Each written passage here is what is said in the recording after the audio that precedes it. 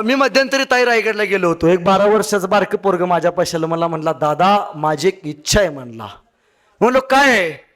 दादा आजपर्यंत ऐकलंय चलो थायलंड पॅकेज असतात, चलो इंग्लंड फिरून येऊ. बरं मी काय करू म्हणलो. दादा माझं एक असं नियोजन आहे, मी इंग्लंडला जाणार आहे आणि तिकडं पॅकेज काढणार आहे, चलो रायगड चलो रायगड चलो रायगड. तिकडचं सगळं इंग्रज पॅकेजमधनं मी इकडे घेऊन येणार, विमानातनं खाली उतरवणार, रायगडापाशी नेणार. दादा रोपवेन नाही म्हणला, सगळे इंग्रज पायरीवरनं वरती चालत नेणार. डोक्याचा घाम ज्यावेळी पायापर्यंत पोचेल त्यावेळी संपूर्ण रायगड फिरून दाखवणार. ही लाल कातडी सगळे शिवाजीराजांच्या समाधीपाशी नेणार आणि त्यांना सांगणार, बघा रे हा जगाचा बाप ज्यांनी 395 वर्षापूर्वी तुमच्या बापाची जिरवली होती. किती मोठा संस्कार आहे, किती मोठा. त्याला वाटतं बाहेरचं पर्यटन इथं यावं आपण सुधरावं, पण आपण सुधरत नाही. आपल्या घरात एक फ्रेम असते. तुम्हाला माहिती आहे छत्रपती शिवाजी महाराजांनी उभ्या आयुष्यात 2दा सुरत लुटली होती. याचा पुरावा काय म्हणतात लोक. आपल्या घरात एक फ्रेम असते. कशाची फ्रेम असते शिवाजीराजांची? कुठली कुठली? राज्याभिषेकाची फ्रेम. राज्याभिषेकाचीच का फ्रेम असते हो? का असते? काहीतरी कारण असेल ना त्याच्या पाठीमागं. कारण एक मराठी राजा छत्रपती झाला ही साधी गोष्ट नव्हती. त्या राज्याभिषेकाच्या वेळी एक इंग्रज अधिकारी महाराजांना मुजरा करतोय. तो इंग्रज अधिकारी म्हणतोय, मी ज्यावेळी शिवाजी राजाला भेटायला गेलो होतो त्यावेळी त्या शिवाजी राजाच्या शेजारी एक माणूस उभारला होता. तो माणूस गेली 10 दिवस झालं आमच्या इंग्रजांच्या वकारीच्या शेजारी भीक मागत होता. मी माझ्या खिशातला पैसा काढला आणि त्याला भीक म्हणून टाकली. त्या बेण्यानं 2 दिवसात अख्खी सुरत आमची भिकारी करून टाकली. दुसरा तिसरा कोणी नव्हता. स्वराज्याचा गुप्तहेर भरजी नाईक होते. ही सोपी गोष्ट नाहीये. हे शौर्य पराक्रम तुम्ही सतत मनात ठेवाल. या इतिहासातून काही घ्या अगर न घ्या, शेवटची 5 ते 10 मिनिटं घेतो. दादांनो आणि ताईंनो, तलवारीचा जमाना गेलाय. आता कशाचा जमाना आलाय? पेनचा जमाना आलाय. हे फार महत्वाचं आहे, कान देऊ नये का. पोरांनो आपण शिकलं पाहिजे. Doctor B.R. आंबेडकर एके ठिकाणी म्हणतात, शिक्षण हे कशाचं दूध आहे? वाघिणीचं दूध आहे. आणि जे पोरगं वाघिणीचं दूध पितं ते गुरगुरल्याशिवाय राहत नाही. पोरांनो आपण शिकलं पाहिजे. जर नाही शाळा शिकलात, आज बघा कराडमध्ये सगळ्यात जास्त टायरवाले केरळचे, किराणा व्यवसायात पटेल, हार्डवेअरची दुकानं बोर्डिंगची, बांधकाम व्यवसायात UPची लोक, गौंडी सगळे बिहारचे, सुतारकामात राजस्थानी, हॉटेल सगळे दक्षिणात्यांकडे. आमची पोरं काय करतात? कॉलेजच्या कट्ट्यावरती बसायचं, पिचकाऱ्या मारायच्या, नाहीतर कुणाची पालखी चालली ह्याच्या कानावरती की पडले की या बेण्यानं जय म्हणायचंच. जर पोरांनो नाही शाळा शिकलात तर एक दिवस असा येणार, तुमच्या गावच्या 4-5 मुली एकत्र येणार आणि म्हणणार उद्या नवरा बघायला जायचा आहे. तुम्ही कुठेतरी तुमचा भाऊ बाहेर दारात रांगोळी बिंगोळी काढत असणार. ह्या येणार सुटाबुटात आत येऊन बसणार. तुम्ही आतनं कांदेन पोळे घेऊन बाहेर यायचं. मग या पहिला प्रश्न विचारणार, काय रे नाव काय तुझं? तुम्ही सांगायचं ओंकार. हितला ओंकार नव्हे. मग त्या दुसरा प्रश्न विचारणार, लय महत्वाचा. त्या विचारणार, काय रे स्वयंपाक बिपाक जमतो का नाही? लेकाओ होय म्हणलं तर तुमची गाडी पुढे जाणार. असं होऊ नये. जर असं वाटत असेल तर आजच पोरांनो शाळा शिका. तुमच्याकडे ताईनो बैल बाजार भरतो का? कुठे भरतो? कुठे? कराड मार्केटला. कधी असतो? हा आज कुठला वार आहे? उद्याच आहे ना. जर आपल्या गावातली पोरं नाही शाळा शिकलीत, उद्याच ही आपली पोरं बैल बाजारात सोडावी लागतील. MA BEd 50,000 रुपये, BA BEd 30,000 रुपये. 12वी नापास तसाच न्या, 10वी नापास खुट्या सकट न्या. म्हणजे पहिला बैल देवाला सोडत होतो माहितीये का? काही दिवसांना आपली पोरं देवाला सोडायला लागणार आहेत. आमचे थोरले चिरंजीव भैरोबाला सोडण्यात येत आहेत. असं का झालं? पोरांनो आपण शिकलो नाही. ताईनो मी तुमची बाजू घेतो याचा अर्थ असा नाही तुम्ही कशाही वागाल. ताईनो आयुष्यात शाळा नाही शिकलात तरी मला चालेल. आयुष्यात मोठ्या नाही झालात तरी मला चालेल. पण आयुष्यात अशी कुठलीच चूक करू नका की तुमच्या एका चुकीमुळे परमेश्वरासारख्या माझ्या आईच्या डोळ्यामध्ये पाणी येईल आणि भगवंतासारख्या माझ्या बापाला समाजामध्ये मान खाली घालून चालावं लागेल. एवढी गोष्ट करू नका. तुम्ही उद्या फार मोठ्या होणार आहात. अहो काय लागतं ताईंनो, 4-5 कंपनीचे मालक व्हा. एक दिवशी आईला न वडिलाला कंपनीच्या आपल्या गाडीत बसवा, कंपनीत घेऊन जावा. तो कंपनीचा वॉचमॅन तुमच्या आईला आणि बापाला बघून असा सॅल्यूट मारेल, तर तुमच्या आईच्या आणि बापाच्या चेहऱ्यावरती आलेला आनंद जगातला सगळ्यात मोठा आनंद असेल. पोरांनो, माग नका फिरू कुणाच्या आयुष्यात. आयुष्यात इतके मोठे व्हा, कुणाच्या माग नका लागू. आयुष्यात इतके मोठे व्हा, कुठल्याही पोरगीच्या माग लागण्यापेक्षा एवढे पैसे कमा, एवढे यशस्वी व्हा की ती पोरगीचा बाप येऊन तुम्हाला म्हणला पाहिजे, लेका माझ्या पोरगी सोबत लग्न करतोस का. आयुष्यात एवढं कर्तृत्व कमवता आलं पाहिजे. नोकरी नोकरी नोकरी नोकरीच्या मागे लागू नका. एका जागेसाठी 1000 पोरं ऍप्लिकेशन करतात. स्वाभिमान शून्य पिढी जन्माला आली या मातीमध्ये.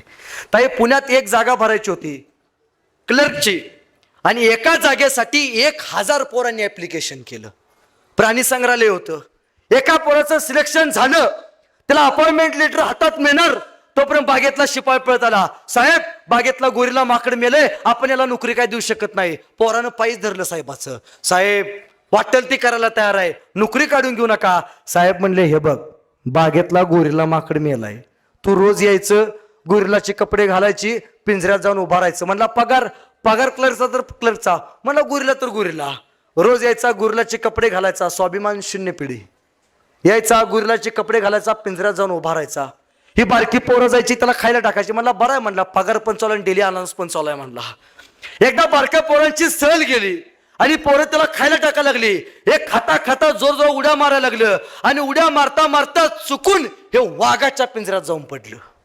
आता म्हणला जीव महत्वाचा आहे, जीव महत्वाचा आहे म्हणून जोर ओरडा लागलं. ह्याच्या ओरडण्याच्या आवाजानं झोपलेला वाघ जागा झाला, चवतावण्याच्या अंगावरती आला आणि याच्या हातावरती हात ठेवून म्हणला, लेका वरडू नको, नाहीतर दोघाची बी नोकरी जाईल. परत काय आलं, वाघाच्या भूमिकेत MSc झालेलं होतं आणि अस्वलाच्या भूमिकेत BSc झालेलं होतं. स्वाभिमान शून्य पिढी ज्याला मला आली. पोरांनो, धंदा करायचा ना, बाप म्हणून आपण आपल्या पोराच्या पाठीमागं उभारलं पाहिजे. आज अनेक बाप आहेत, प्रत्येक बापाला वाटतं माझं पोरग डॉक्टर झालं पाहिजे, माझं पोरग इंजिनियर झालं पाहिजे. ती पोरं त्यांचं स्वप्न घेऊन जन्माला आलेत, तुमच्यासाठी तुमची स्वप्न मोठी करायला नाही आलीत. आपण पोरग काय करायला लागलं, अंतरून पाहून पाय पसर, अंतरून पाहून पाय पसर, हातपाय खोडून खोडून मरून गेलं. पण पोराला आयुष्यात कधी पाय पसरून दिले नाहीत. पोराला सांगा, काय पाय पसरायचा ते पसर, तुझ्या अंतरुणाचं काय करायचं हा तुझा बाप बघून घेईल. एवढी बापानं सांगण्याची धमक ठेवली पाहिजे. आणि पोरांनो, एक गोष्ट बंद केली पाहिजे. कुठली? आज महाराष्ट्रात सगळ्यात जास्त जर कुठली गोष्ट होत असेल तर ते तरुण पोरांची आत्महत्या. बापाच्या खांद्यावरनं पोरांची प्रेत जाताना मी बघितलीत. कुठली कारण हो? स्टेटस बघितला नाही म्हणून आत्महत्या. बरं, याचं स्टेटस काय? नरेंद्र मोदी तुम्हाला वाढदिवसाच्या हार्दिक शुभेच्छा. अरे तो का तुझा मेवना लागतोय?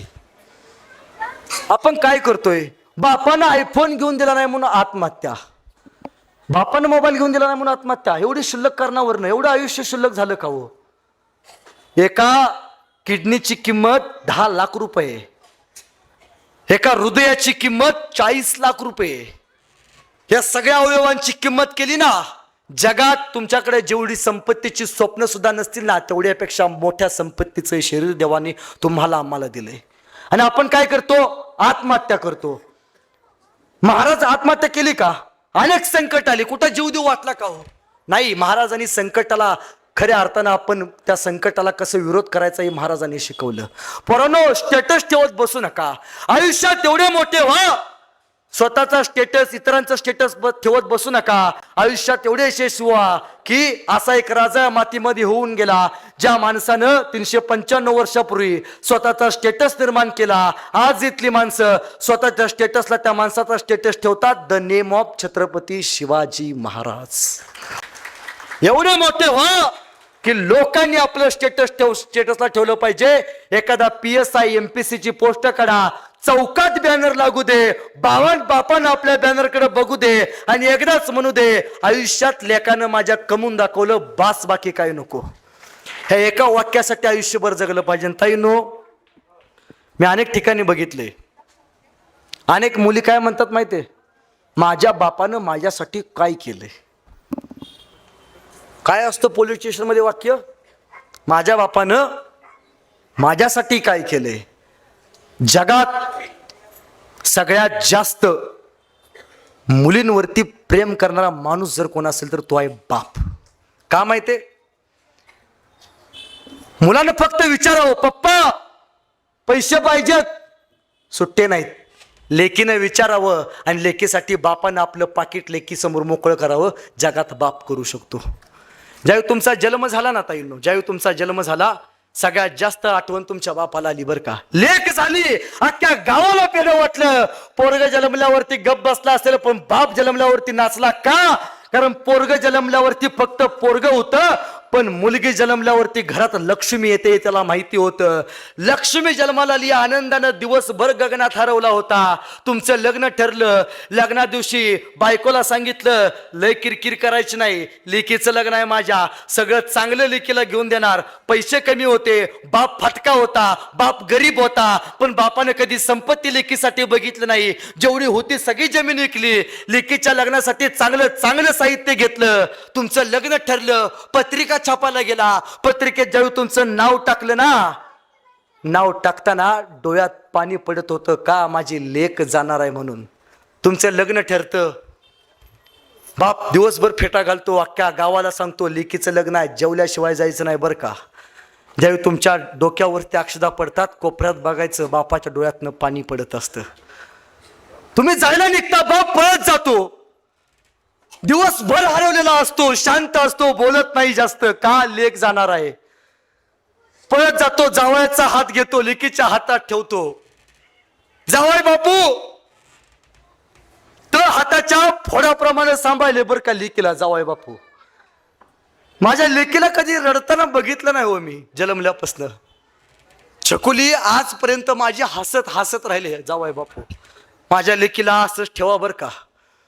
तुमची गाडी निघून जाते, बाप एकटा मंडपाच्या मागे जातो, ढसा ढसा रडतो. जगात सगळ्यात जास्त तुमच्यावरती प्रेम करतो त्याचं नाव बाप आहे. बाकी सगळ्या जगातलं प्रेम खोटं आहे. मला सांगा, जर एखादा माणूस मेला तर अख्खी भाऊकी काय म्हणते, थांबा अजून कोण यायचंय, लेक यायचंय, लेक यायचंय, लेक यायचंय. एखादी लेक पुण्या मुंबईला असते, तिचा बाप इकडे वारलेला असतो. लेकीला सांगितलं जातं की बाई तुझा बाबा नाही राहिला बरं का, किंवा तुझा बाबा आजार आहे म्हणून लेकीला सांगितलं जातं. गाडीत बसलं जातं, घरापाशी आणलं जातं, आणि घरापाशी आल्यावरती लोक सांगतात, बाई तुझा बाप नाही राहिला बरं का. लेक गाडीतनं खाली उतरते, बाबा बाबा म्हणते, पळत जाते, बापाच्या परताला मिठी मारते. अरे उठ ना रे, एकदा तुझी लेक आली, उठ ना बाबा. अरे कायम हात फिरवायचास, लेक आल्यावरती दारात येऊन उभा राहायचास. अरे का नाही उभा राहत, उठ तू. बापाला मिठी जरी मारली ना, बाप जिवंत होत नाही, जिवंत करता येत नाही. 10,000चा जरी फोटो केला ना, बापाला परत आणता येत नाही. बाप असलं की आयुष्यात कुठली स्वप्न बघता येतात. अनेक मुली असतील, अनेक माई माऊली असतील ज्यांनी आपले बाप गमावले असतील. बाप असला की 10,000चा फोन सुद्धा आपला असतो. बाप नसला की स्वप्न पूर्ण करणारं आयुष्यात कोणी नसतं. बाप असला की अभिमानानं वाघिणीसारखं जगता येतं. बाप नसला की आयुष्यात मोठी स्वप्न सुद्धा बघता येत नाहीत. बाप असला की किती मागणी वस्तू असू दे, बापाला हक्कानं मागता येतं. पण बाप नसला की सक्का चुलता सुद्धा आपला कधी होत नाही. हे दुःख ज्याचा बाप नाही त्या माणसाला कायम कळालं असेल. त्यामुळे बाप आहे तोपर्यंत बापाला मिठी मारायला शिका. शिवरायांची संभाजीराजांची भेट शेवटची पन्हाळ्यावरती झाली. एका बापाला माहिती नव्हतं आपल्या लेकाला शेवटचं बघायचं आहे, लेकाला माहिती नव्हतं आपल्या बापाला शेवटचं बघायचं आहे. भेट झाली, राजे निघून गेले, आणि कैक दिवसांनी शिवरायांचं निधन झालं. बापाच्या अंत्यविधी सुद्धा संभाजीराजांच्या वाट्याला आले नाहीत. आणि दादांनो, तुमच्यावरती सगळ्यात जास्त जीव जर कुणाचा असेल तर तुमच्या आईचा आहे बरं का. पोरांवरती सगळ्यात जास्त जीव त्यांच्या आईचा असतो. आज अनेक माणसं असतील ज्यांनी आई गमावली. आ म्हणजे आत्मा, ई म्हणजे ईश्वर.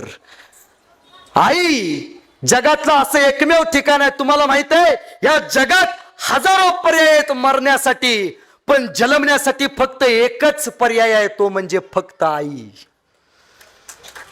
मृत्यू कसाही येऊ शकतो, कसाही आणू शकतो, पण जन्म फक्त आईच्या पोटूनच घ्यावा लागतो. आणि भांडणं करत बसू नका. अनेक बहिणी आहेत तिथं, अनेक बहिणी आहेत तिथं बसलेला, मला माहिती आहे त्यातल्या 20% बहिणी आपल्या भावाशी बोलत नाहीत. अनेक भाऊ आहेत आपल्या बहिणीशी बोलत नाहीत. का? बहिणीनं हिस्सा मागितला म्हणून. कराडच्या कोर्टात कधीतरी जावा, 200 पैकी 100 खटले बहीण भावाचे एकमेकांच्या विरोधात असतील. अरे आठवा लहानपणीचे दिवस, बहीण लहान होती, तुम्ही बाहेरनं चॉकलेट घेऊन यायचा, बहीण पळत जायची, त्या चॉकलेटचं 2 तुकडे करायची. का? एक माझ्या दादाला आणि एक मला.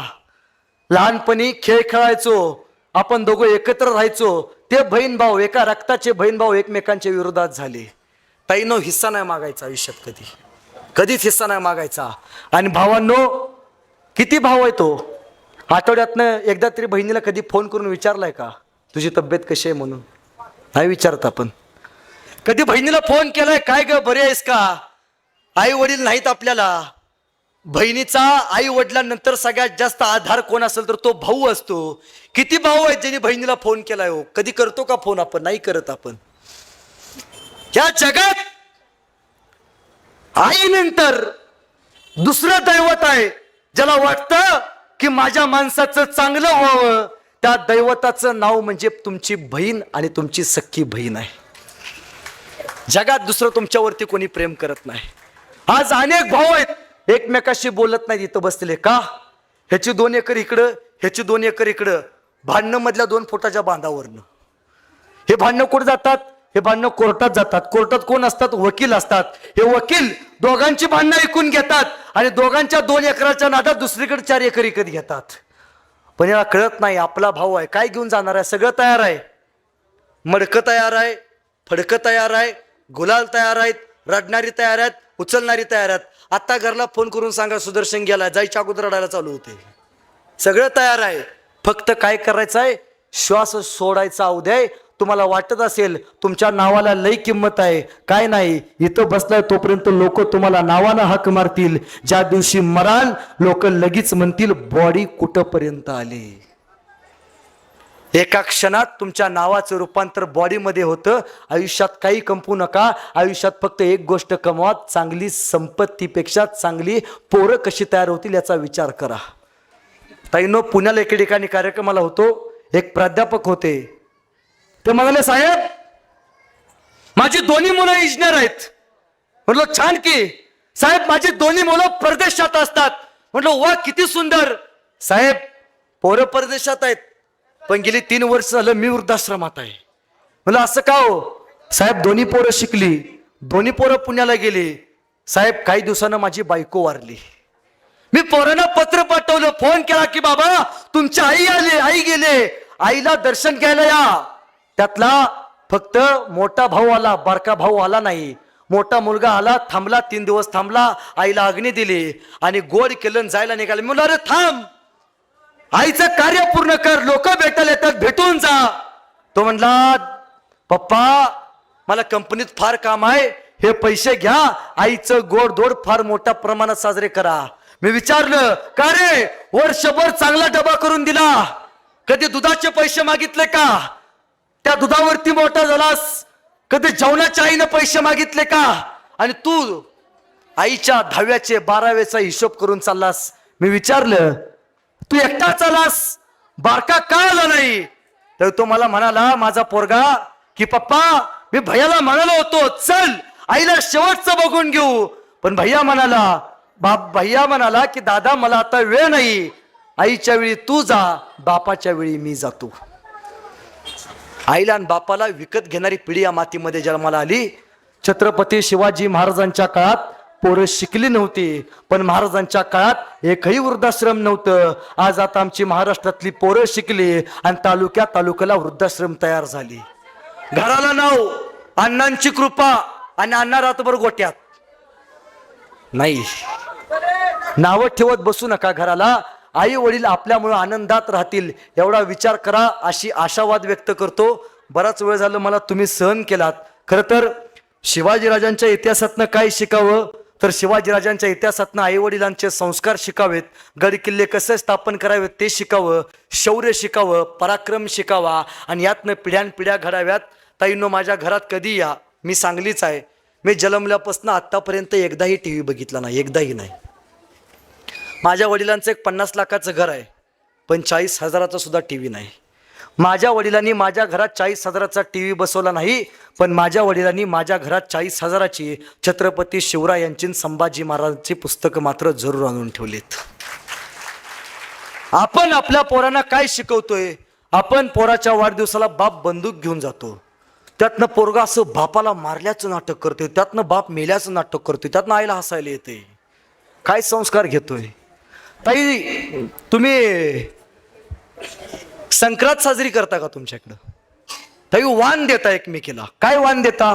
टिकल्याचा डबा, बोचं पाकिट, पावडरचा डबा उघडायच्या अगोदर संपून जातोय, त्यात बी 4 रुपयाचा आहे का दाखवा, 5 रुपयाचा आहे का दाखवा.